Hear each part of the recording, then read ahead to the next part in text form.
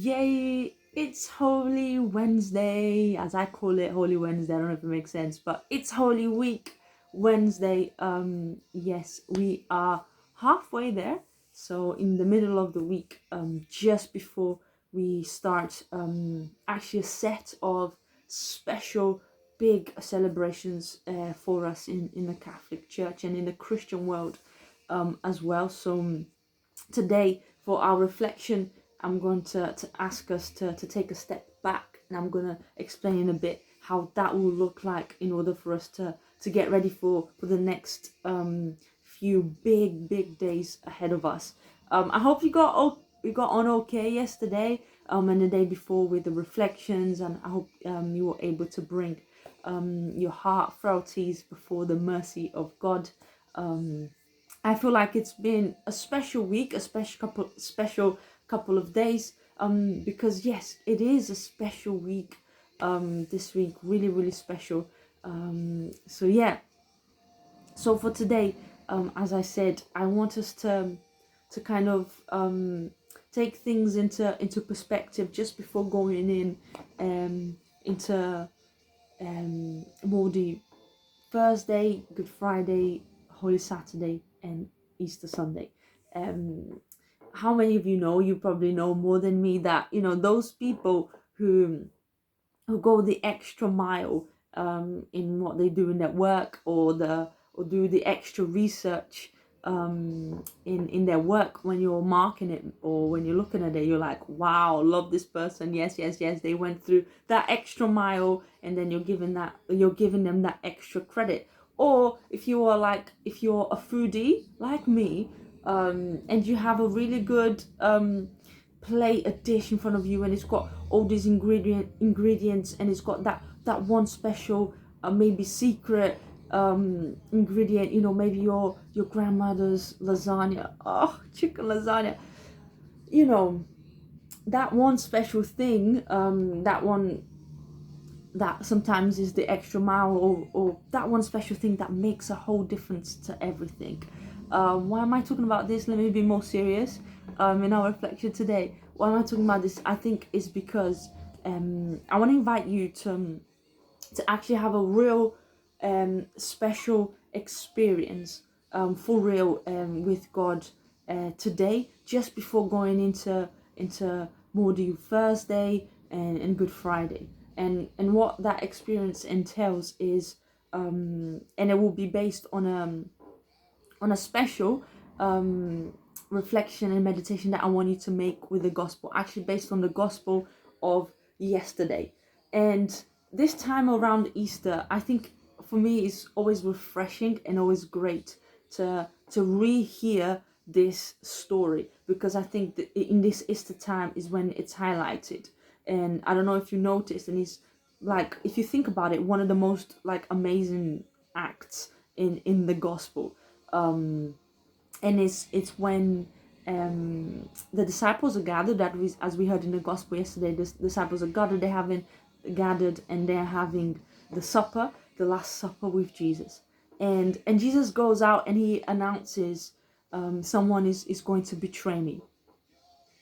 And then I like how the Bible really describes this bit, because it goes, and then all of the disciples were like, oh my goodness, who is it? But who wouldn't, right? Come on. If Jesus was like, okay, one of you, and if we were there and Jesus was like, one of you are going to betray me, we'll be like, oh my goodness, who is that? So they were a bit like that. Sorry for the jokes. So they were a bit like that. But then the Bible goes on to describe, they were a bit like that, but one of them. And it says like this: his disciples started at one another. Not started, stared. The disciples stared at one another, at a loss to know which one of them he meant. One of them, the disciple whom Jesus loved, was reclining next to him. And I think I just want us to take a moment today to reflect on what this reclining means, because in some translations, in some tellings I've heard, it was kind of like this disciple, the one Jesus loved, had he was reclining on Jesus's chest, And I think for me that's a beautiful image, because for me it's like, you're reclining, when you're reclining on someone's chest, you're finding comfort, and also a deep thing. You can hear their heartbeat as well, and this disciple is there and he can hear God's heartbeat, and this disciple is completely in love with the master, and he just wants to be there close to him. And this for me is the definition of intimacy. And this disciple is the one that stands out for this, hence why I was saying, when we eat something that is, has a special touch to it, or when you mark a piece of work and it has that extra mile, this disciple today is showing us that we need that extra mile, that extra spice in our relationship with God just before the passion. I think this is awesome. Just before Jesus goes into his passion and crucifixion, the disciple takes time to recline and to hear his heartbeat. So today, the invitation for us on this Wednesday is for us to hear God's heartbeat, because the other disciples who were not in inclination, in intimacy with God, they were startled. They were like, whoa, as we can be in life, we can be startled by things, and we can be worried by things. But when we take the role of this beloved disciple and recline ourselves closer to the chest of our Lord, wow, we find a safe space there, and that is intimacy. And that is what I want to call us to today, just before going into the rest of the celebrations.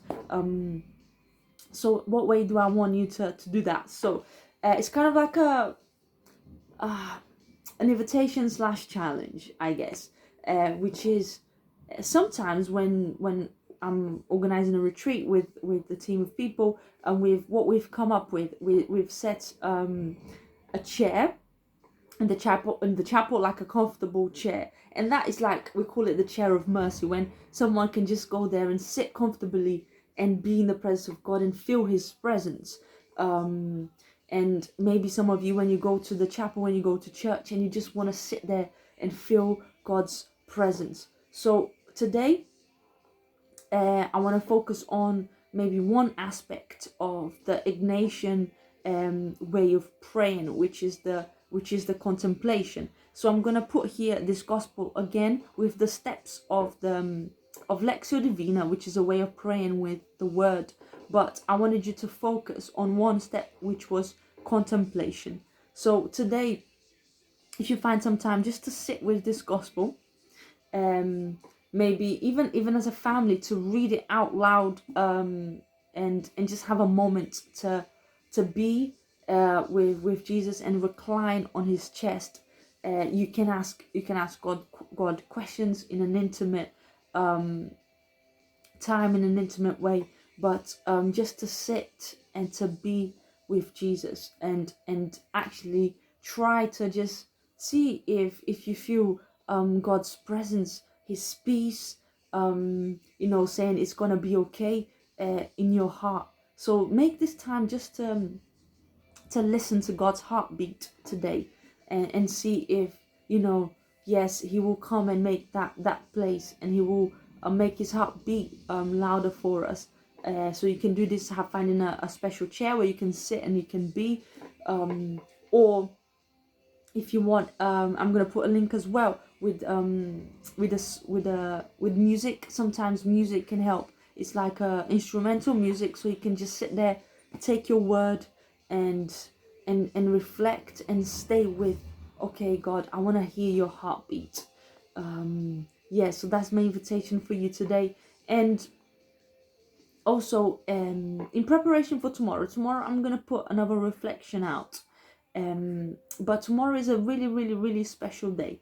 And I don't know if you have in your homes already like kind of an altar of your own set up. So if you haven't, I wanted to invite you today. You can maybe set up your altar and then have your intimate heartbeat listening time with God. But if you don't have an altar in your home, and this can be like, maybe you can have a Bible, where you can access, and maybe a cross if you have a cross, and a candle, or in a tableware. That can be the altar. That can be kind of a visual place of focus for a family, or for yourself. I set one up in my room, and that's kind of my prayer space, is where I can sit around and I can pray, and it reminds me to pray as well. So if you haven't set one up in a place where you can pray. So don't set one up in your table, in the table where you eat, because that's not a place where maybe it's induced to prayer, because that's a place where we speak and we share, and people are walking in and out all the time. So make it in a place where you can access as a prayer space.